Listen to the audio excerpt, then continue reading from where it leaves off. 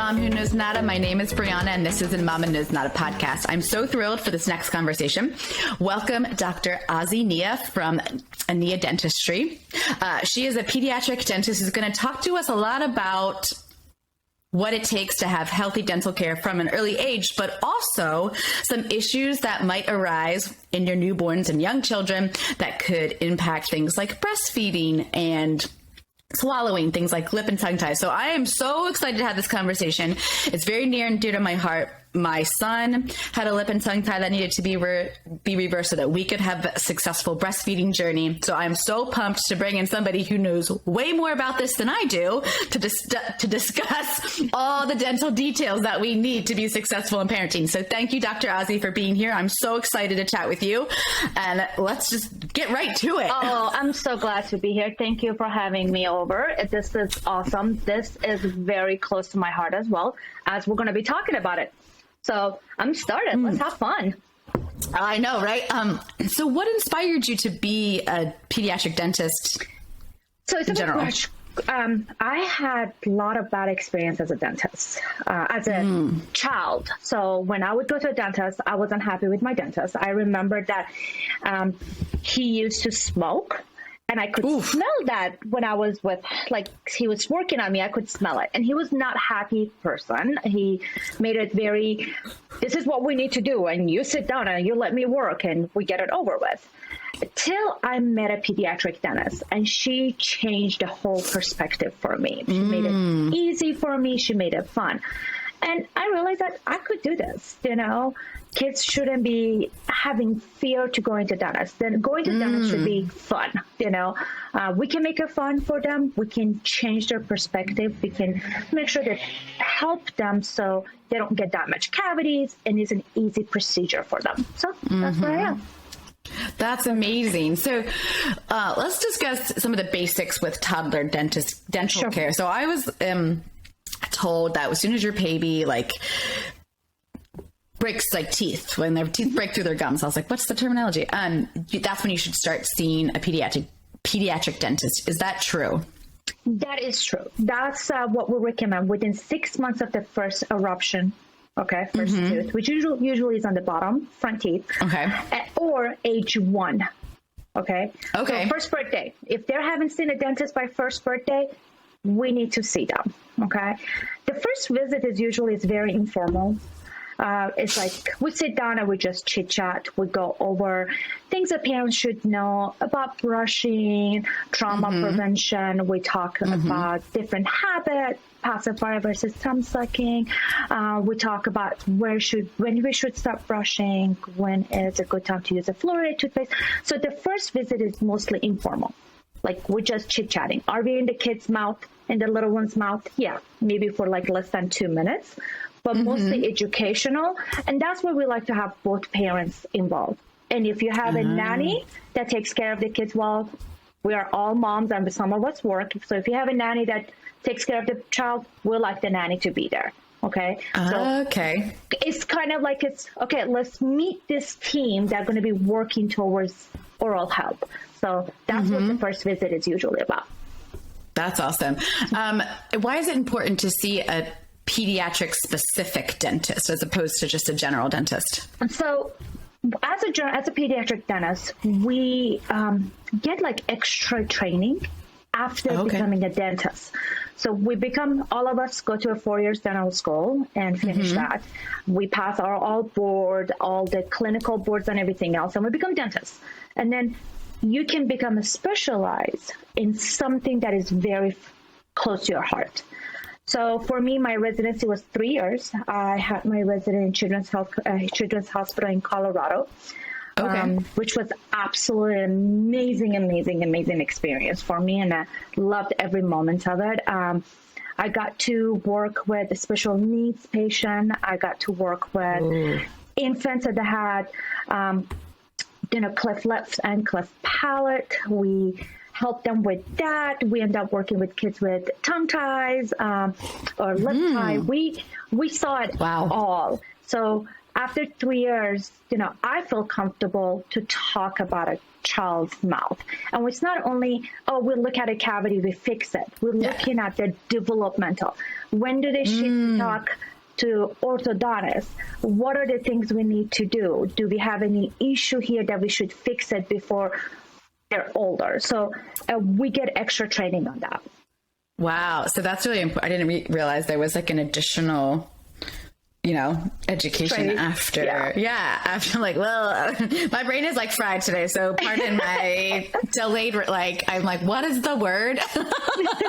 And when we become a pediatric dentist, we get our certification after that 3 years. And then you can become board certified pediatric dentist, which is you have a written exam and then oral exam. And then, then you become board certified pediatric dentist. So it all kind of in this field. That's awesome. So when should kids first start brushing their teeth? Like even as babies or toddlers? So whenever you start seeing teeth coming in, okay, I would say as soon as you see those little teeth, pearly white one showing through, start brushing them. You can reuse a little wet cloth. Brush the gum, the teeth. You can brush in the back. You can use a toothbrush, a stage 1 toothbrush. Make sure the toothbrush is soft, Or we can use the banana brushes. I don't know if you've seen them or not. They literally look like a banana. Those are amazing. They can use those. We don't recommend any toothpaste in the beginning, They can just use water, Till age 1, we usually recommend them just use water, and then we'll go from there. But don't forget, I would like them to brush the tongue, set them to brush in the back, get them used to that brushing and having something else in their mouth. Mouth is such a personal place, so we want our kids to feel comfortable, with somebody being in there and mess with it. No, that's a really good point. I didn't even think about the tongue. I mean, I know I brush my tongue, and I'm thinking does my kid brush his? Probably not. What about, I'm like, maybe I need to do that. What about floss? When should kids start flossing their teeth? Whenever they're touching. When 2 teeth are touching, we should floss them. Just very visible. Just look. If they're touching, just floss them. And use those little pediatric flossers. I love those. They save my finger, so I don't get bitten while I'm flossing my kids' teeth. But make sure it's the little plastic one. The little plastic one, yeah. But make sure it's a pediatric one because the size is different than the adult one. So the generic ones are good too. Yeah. I do not think we've been flossing his teeth. I know we have not been flossing his teeth, and I'm like, It's okay. Just take a look. See if you need to stop. We can't change what happened yesterday. We can just move forward. So just floss tonight. That's a really good. I like that. We can't change. Well, I never even thought to ask his dentist when I should start flossing his teeth until now. I'm like, okay, that's cool. And then on the subject of toothpaste, you said hold off for a while. When should parents introduce toothpaste, and what types are good for kids? So that goes back to first visit. When they come and see us on the first visit, we talked about that. That's what I said. Till age 1, just use water. Just wet the toothbrush and just use it. At age 1, we looked at a lot of things to assess the child and come up with the caries assessment for them. Okay. If they're low caries risk, that means that you're brushing. We don't have anything else to worry about it. There's no special needs. There's no medication. There's nothing else going on. We say, brush with, just water or stage 1 toothpaste that doesn't have any fluoride till age 2. Okay. But that could change if a child is medium, a moderate, or high caries risk. Then we might change. You know what? Yeah, they're 1. But I see something is happening here. I want them to start using a little bit of fluoride toothpaste. Very small. We talk about that as well. Gotcha. So it's kind of it's not a one rule for all. It mostly goes back to the child. Yeah. I mean, that's like a metaphor for life, I feel like. It's never one size fits all. Next time you go to your dentist, ask them, what is my child's caries risk assessment? And they look at you like, what is wrong with you? What do you mean? What? How do you know this? I've been talking to people. I'm learning the things. I'm learning things. You know, you mentioned this, and I don't know if I put it in any notes to you, but pacifiers and bottles. Can we talk a little bit about when they should be kind of taken away and why? Back to like that development for the mouth and stuff. Perfect. Great question. Pacifier. I love pacifier. It was the best babysitter for my child. So I use pacifier for my kids. I use the ortho pacifier. They have a little curvature on it. They were good. Both of my kids used it till they were age 2. Usually we say we want to take it away by age 3. Got it. Okay.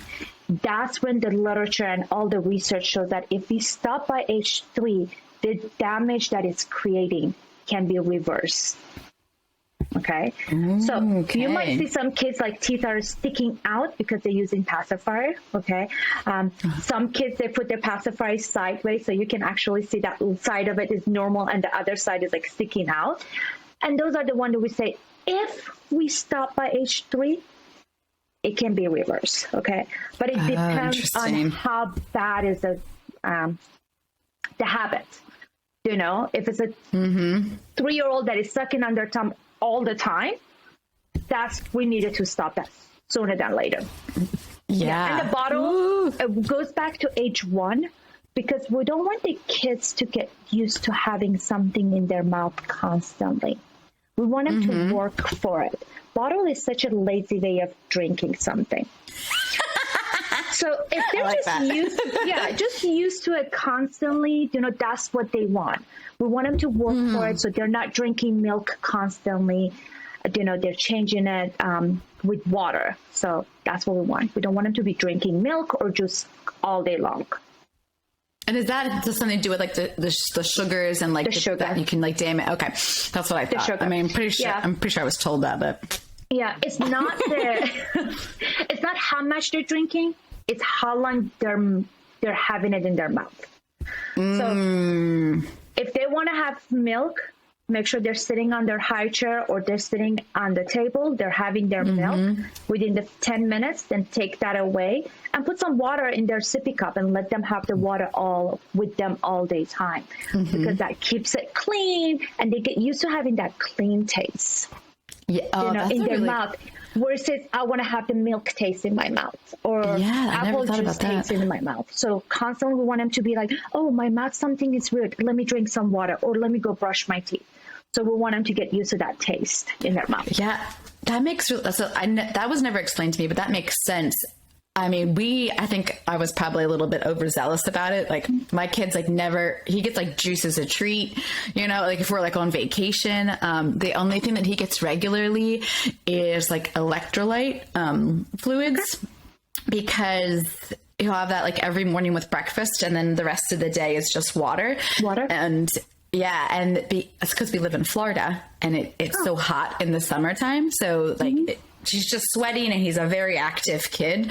So I'm like, well, kid, sometimes you need a little bit more than water for hydration. And replenish some minerals. But other than that, like I was like, we are not doing juice. We are not doing My husband's like, whoa, calm down. Well, I'm like, no. So even when my kids are having some juice or like soft drink, if we are on special dinner or they're at the birthday, I'll ask them to drink some water and keep it in their mouth, play with it a little bit in their mouth, and then swallow. So I ask them to clean that juice because it's sitting on their teeth all day long. Especially some of our drinks, we'd be surprised the amount of sugar and the amount of acid they have in it. Yes. So we got to make sure that... Yeah, I have one here too. Look, we're talking about having a good taste. I'm used to having my coffee taste in my mouth in the morning. So I know. But you know, I tell you what, I always brush my teeth after I finish my coffee, so I don't have that like lingering sensation in my mouth. And also, I'm like, well, my teeth need to be whitened as it is. So let's try to be a little bit preventative here. That's awesome. That brings a good point. A lot of parents ask me when is a good time to brush their teeth in the morning. I want kiddos to brush their teeth after breakfast when they're about to leave the house, because usually our breakfast is very high in carb and very sticky. Yeah. So we want to make sure we brush those away. That's a good point. Yeah. So I know people who brush their things in the morning, like first thing, and you're like, well, then you're eating. Don't you need to do it again? So Great. I made it easy for myself. I have toothbrushes downstairs in our kitchen. Oh. So when the kids, I don't have to send them upstairs to brush your teeth and come back. Remember, I have a 12-year-old that think life is more interesting in everything else other than brushing your teeth. So when he, like, I don't know if he goes upstairs, does it actually happen or not? So I have toothbrushes downstairs. I'm like, why don't you brush your teeth before you go to school? So they brush them. In the morning, they brush themselves. And at nighttime, it's a supervised brushing. Just to ensure, right? Yes. I mean, your mom's a dentist. Come on. What do you expect, kid? Poor kid. Another thing that I'm asked by parents is, when do they should start brushing their own teeth? Okay. I say, if they can write in cursive, or they can tie their own shoes. Wow. Okay. That means that they have the dexterity to brush by themselves. Because if you take a look at a kiddo brush, they just put the toothbrush in their mouth and they're just sitting there and letting it like, okay, now what? And they're sucking on the toothpaste instead of doing brushing, actually. So, till age 4 or 5, we recommend parents to brush for them. And then after that, we call it supervised brushing. Yeah. Let them brush and then go after them and brush one more time. Okay. Till they feel comfortable brushing. Yeah. Till they feel comfortable brushing by themselves. And then one more thing that I do. Yeah. I tell the kiddos, do the little tongue test. Run your tongue all over your teeth. And if you feel something fuzzy, you missed that in brushing. Go back and brush that area. Ooh. So I tell all my kids, too. Run. And we always use it after they come to our office and they clean their teeth. I said, okay, can you run your tongue around your teeth? Does it feel soft? Does it feel smooth? They're like, yeah. I'm like, that's what it should feel after you brush your teeth. And if it doesn't, that means you missed something. So go back and brush it again. So, and they're really good. They become very interested about it. And they talk to the parents about it and they tell the parents. And next time mom comes in and is like, Dr. Azi said to do the tongue test. Mommy, did you do the tongue test after you brush it? Just like they're releasing us. I love it. That is my toddler. And to your point, my son will sit there and just chew on his toothbrush. And you're like, that's not brushing your teeth, kid. And the thing is, he has the dexterity to do it. He's just a 4-year-old, right? So we let him sit there and chew. And then I go back through and I'm like, now you got to get all these spots, kid. And you got to get inside and you got to get at the top. And he's like, 100%. Am I done yet, Mom? I'm like, no. I'm like, you don't want your teeth to fall out. Little does he know what's going to happen. Yeah. Not too distant future. And then once they have that habit by age 3 or 4, that becomes part of them.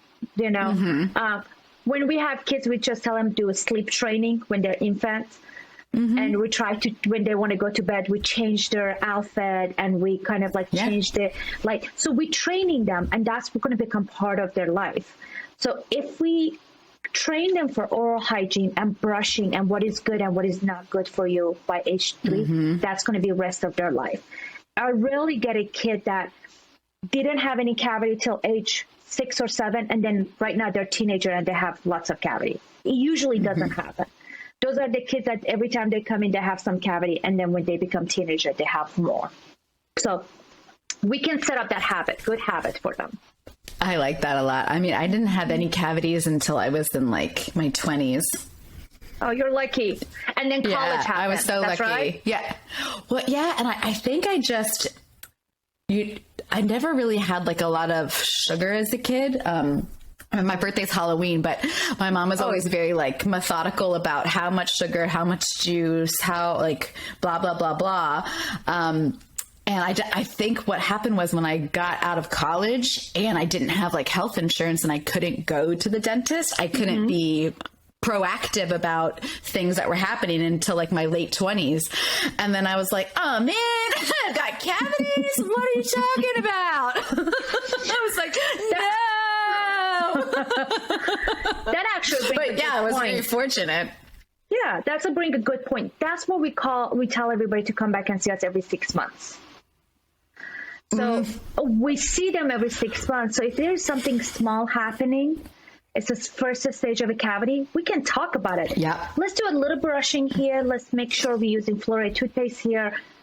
And maybe a lot of times we can remineralize the tissue, the tooth, or stop it from getting bigger. So we don't have to touch it. Especially your pediatric dentist is all about prevention versus fixing the issue. So we're always talking, let's try to not to touch it. Let's try to fix it somehow that it's not, we don't have to use a toothbrush to fix it in our office. Let's see if you can use your own toothbrush at home and fix this issue. So that's where the 6 months recommendation comes in. See, I love that. Now I'm like, I love going to the dentist. There's nothing more that I love than getting my teeth with the fluoride treatment. Like, give it to me, please. Floss for me. And I tell you what, also, this is an admission. I was terrible at flossing my teeth in my 20s. And then one of my best friends, her ex-boyfriend was a dentist, and she used to yell at me to not, because I was she's like, aren't you flossing your teeth? What do you mean you're not brushing? Like you need to do, you're gross. And I was like, am I? And then I was like, yeah, I am actually. So then I've gotten a lot better about flossing my teeth. So here we go. This is so gross what I'm going to tell you. Please, this is the grossest thing I'm going to tell. Okay. I get teenagers that they don't like to floss, okay? So I tell them, next time you floss your teeth, smell the floss. Ooh. And believe me, and that's what people are smelling. So, when it comes to teenager and kids, I have to be at their level. I bring it down. I'm like, I make it gross for them. I make it nasty. Yes. Now I'm going to go floss my teeth again.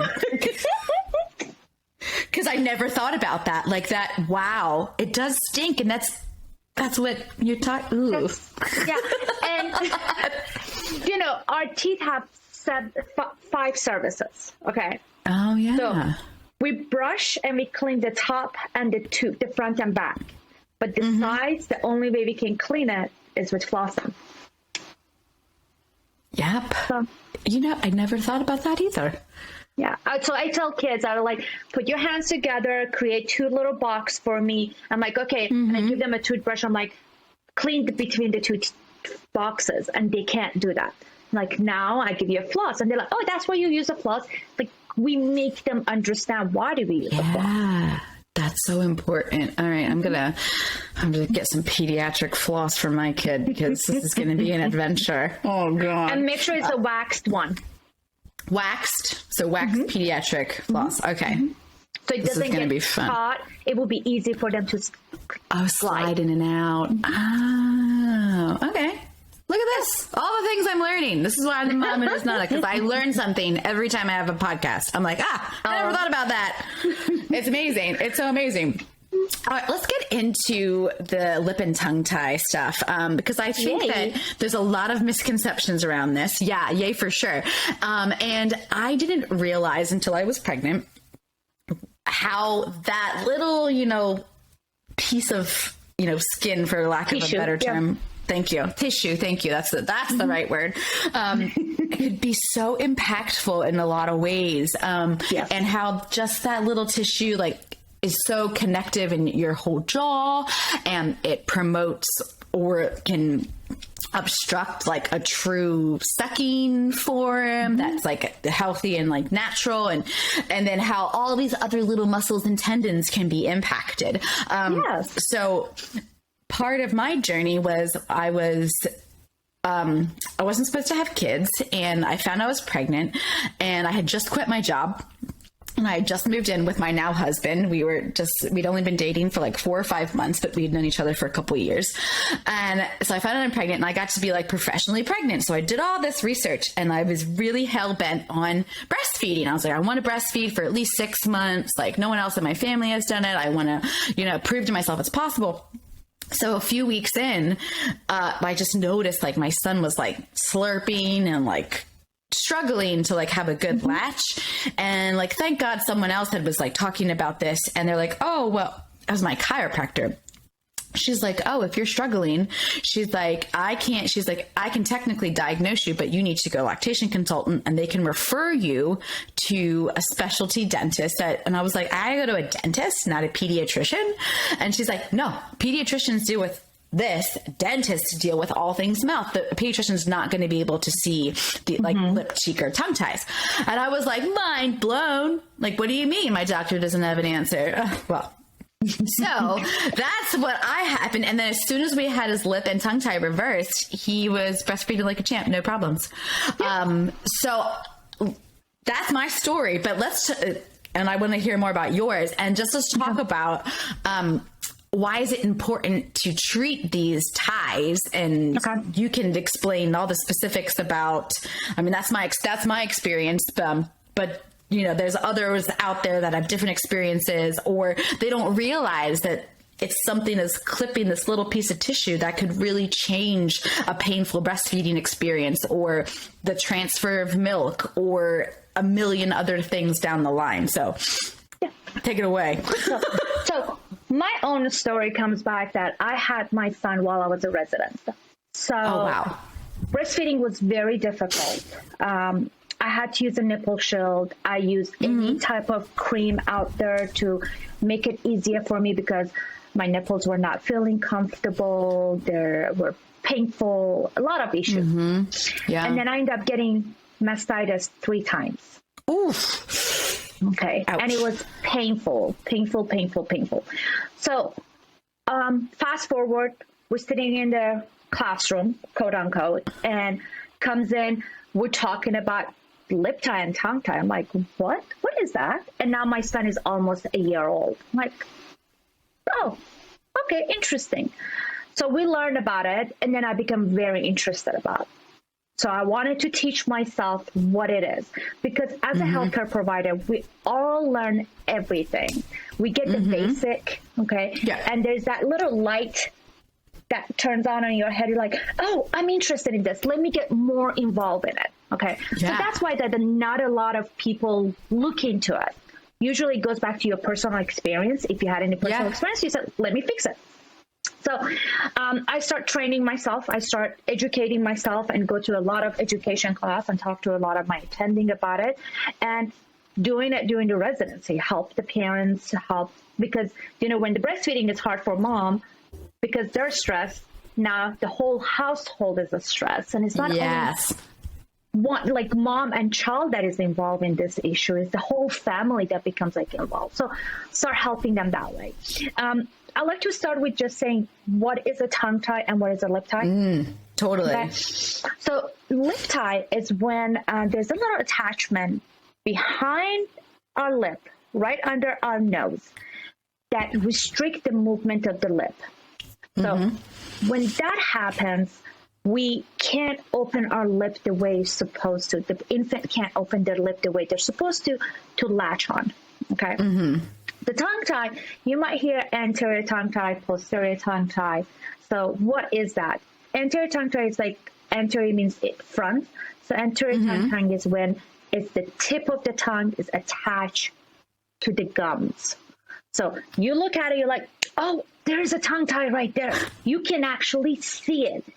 A lot of people can pick up on that. Okay.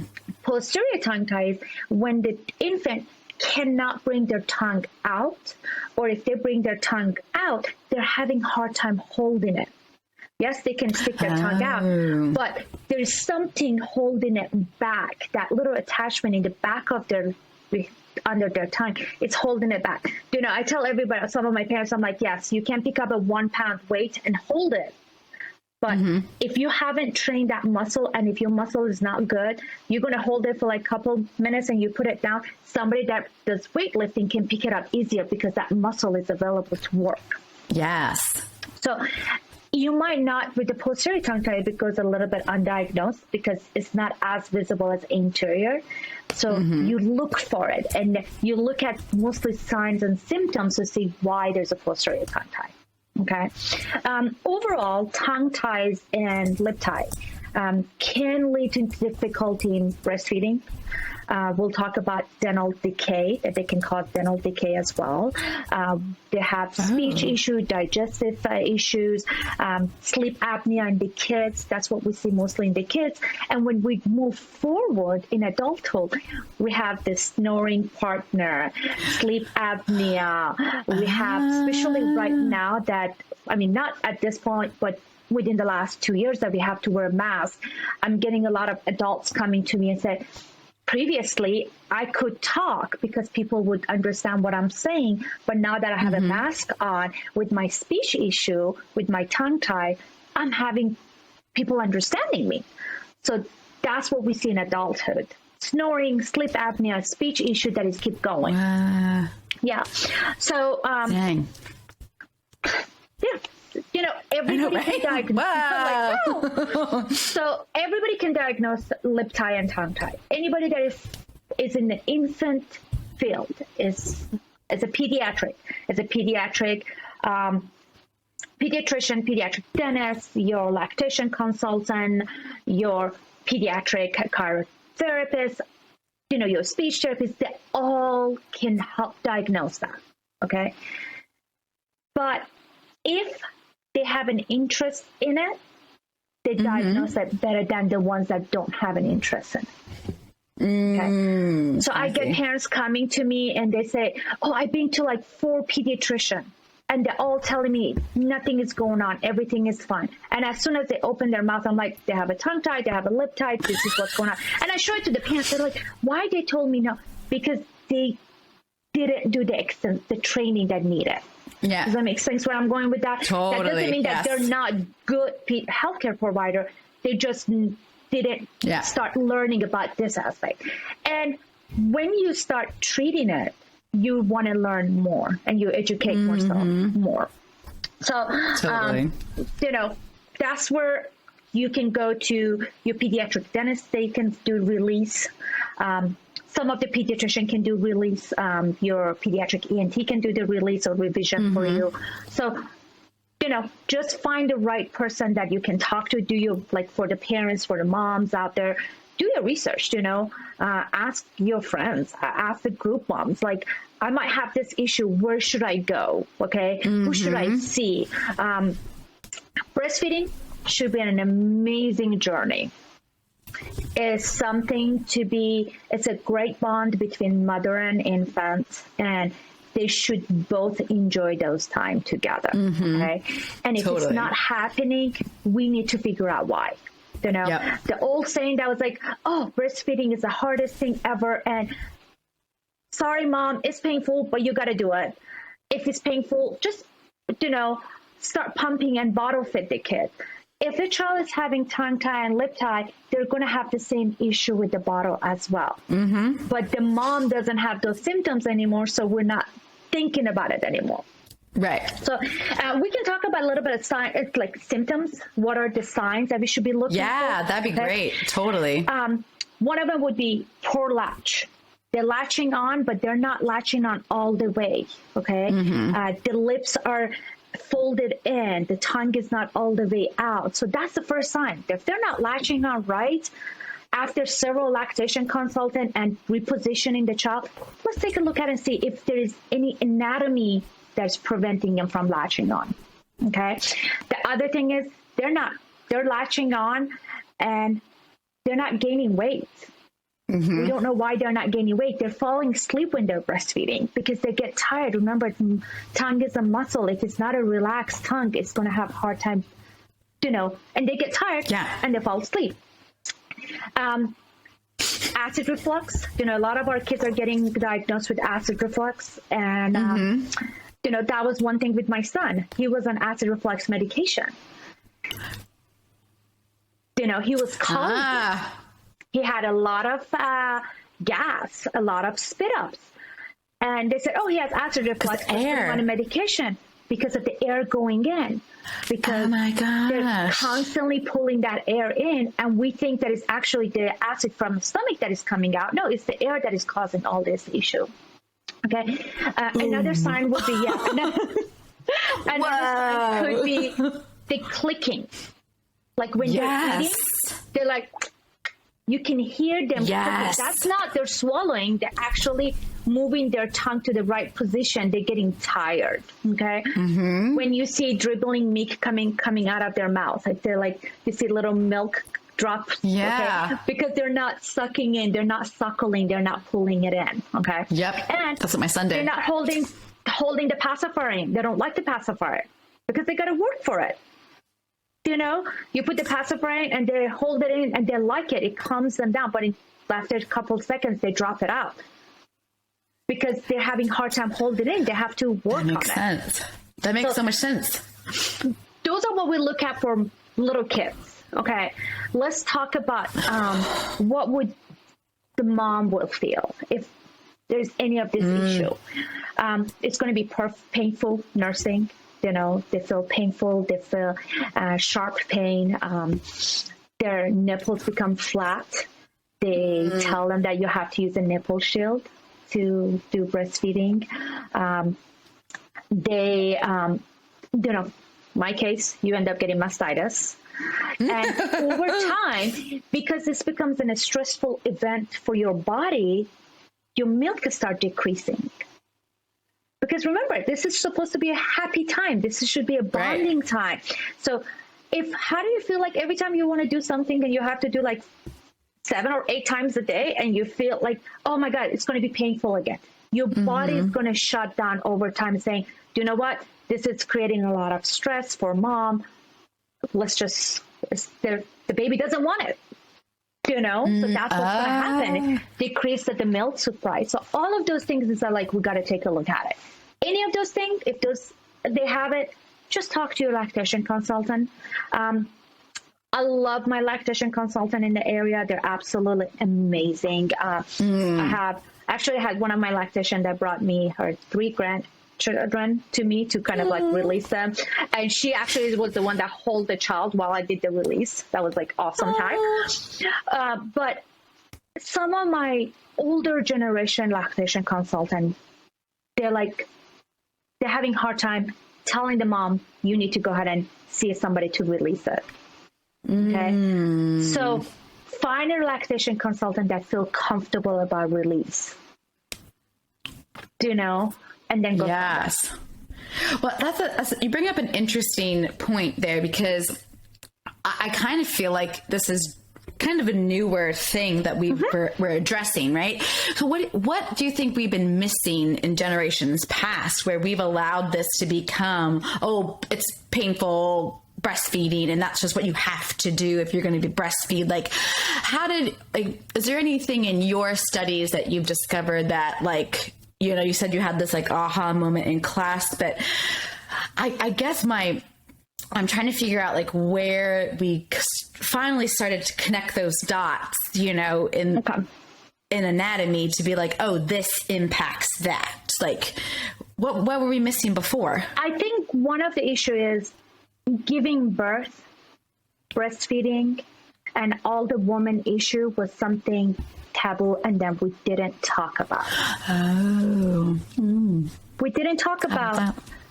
We didn't talk about, don't talk about she's pregnant. Hide the pregnancy, hide breastfeeding. Don't let people see you breastfeeding your child in public. So it goes to that, you know, suffer in silence. Don't talk about it, you know. And then now we start doing a lot of study. We're saying, why is this child having a speech issue and this child doesn't have a speech issue?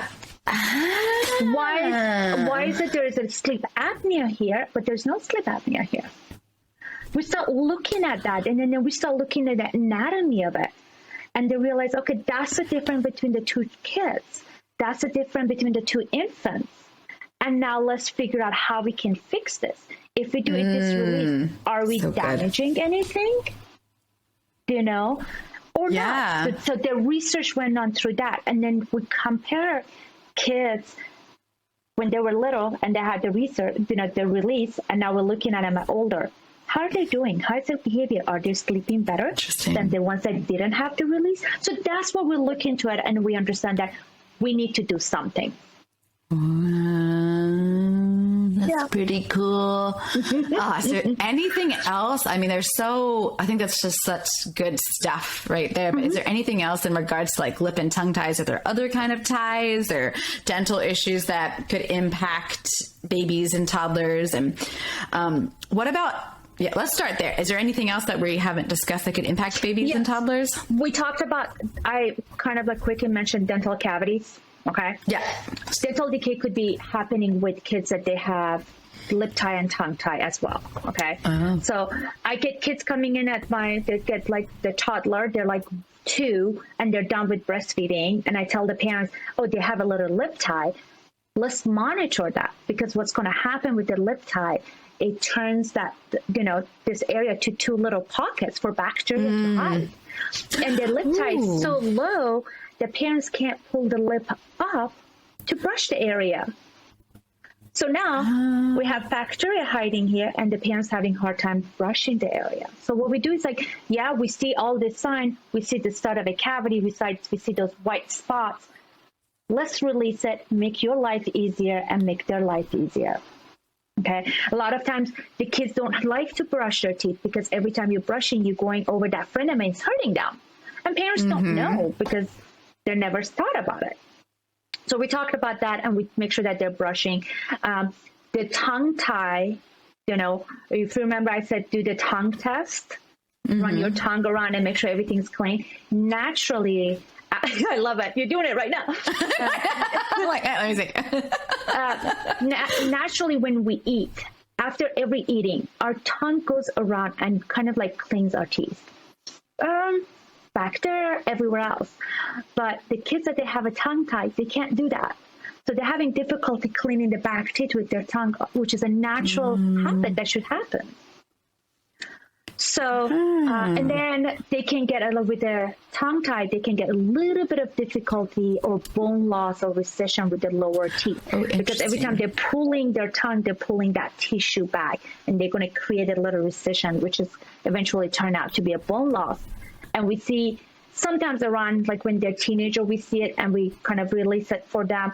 But a lot of times when they're older and they're in their 40s, they're like, you're getting a lot of recession and bone loss right here. Let's take a look at the tongue, see if the tongue is causing it or not. Interesting. Geez. So let's talk about speech. Okay. That's a good one. The kids coming to my office and I see the tongue tie. I ask the parents, do they have any speech issue? No, they articulate very well. And I ask them, are they articulating very well single words or speaking? They're usually like, they do really good when they do single words, but they're having difficulty, like when they're talking, they're mumbling a lot. So what happens is they can articulate because they're working that muscle, but when they have to talk, they get tired. So they're not moving the muscle as fast as we usually should.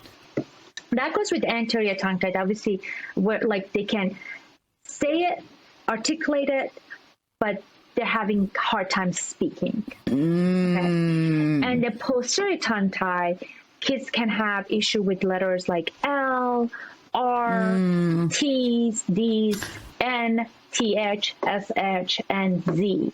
Okay. Now, we have kids that are having this difficulty pronunciating those letters. Now they go to kindergarten and they start doing spelling. To be able to spell, you have to pronounce it.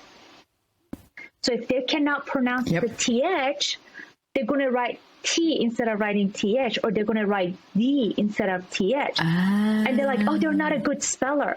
Maybe they're having speech issue, that they're not spelling well. So that goes back to, let's see if we can release it, make it easier for them to pronunciate things more clear, so we're not creating an issue for them in their schoolwork. Is it ever too late to reverse a tie? No. Never. No, I had a 45-year-old female that she came to me during COVID, Corona time. Oh, wow. And she was like, people are having a hard time understanding me with mask. Can you do something? I was like, sure, let's release it. She had a tongue tie. She was diagnosed as a kid. They were told, you're going to learn how to work with it. Don't worry about it. And she went through her whole life knowing that. But when it was a mask time, she was having a hard time people understanding her. She was like, I think I want to do something about it. And we released her. And 2 weeks later, she called me and said, I just had my first conversation with somebody and I did not have to repeat myself.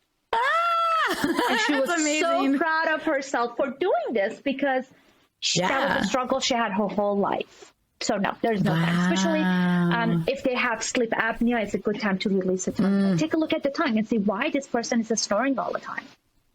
So, I like that. You know, so there's no late time to take a look at it. The other thing that we might have a difficulty with would be feeding. You know, we talk about breastfeeding.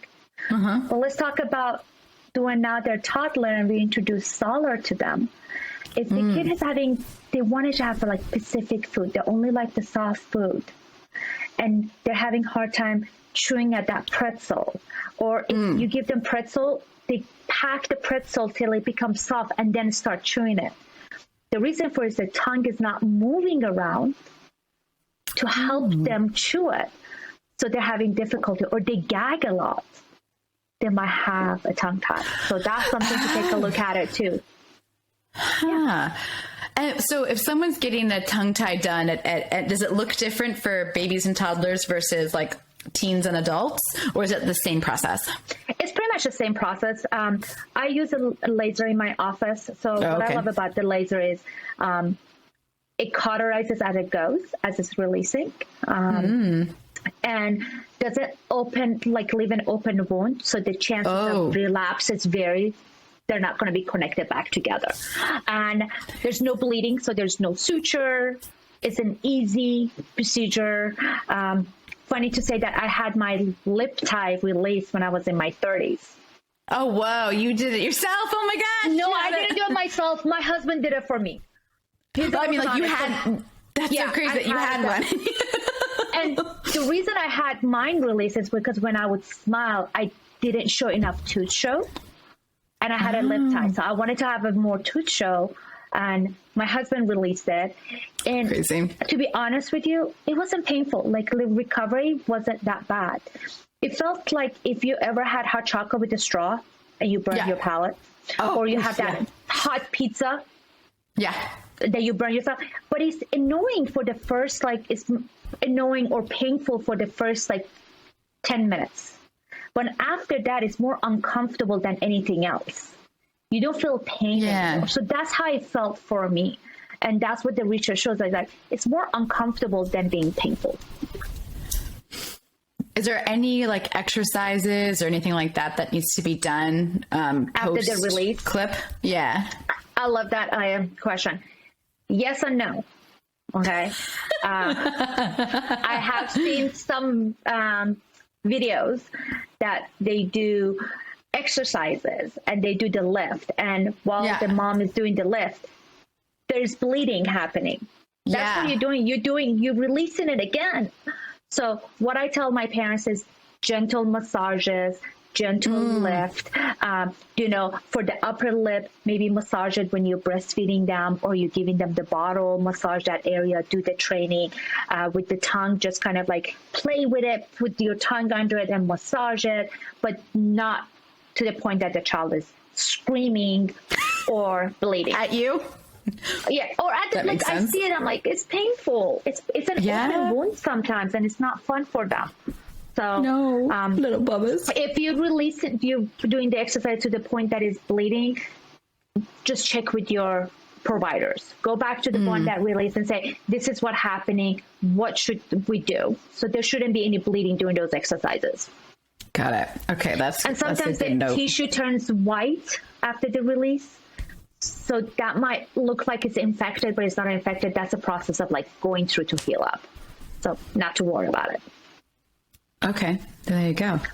Oh my gosh. I feel like we covered a lot of really good stuff. Is there anything we're missing? That's really good information. No, I think we're good. We talked about all of the things that we need to do. Sleep apnea is another one. It goes back to the position of the tongue. When we sleep, our tongue should be to the roof of our mouth, relaxed, not on the floor of the mouth. So if it's not to the roof of the mouth, we're going to have hard time breathing. So that's where it comes down for.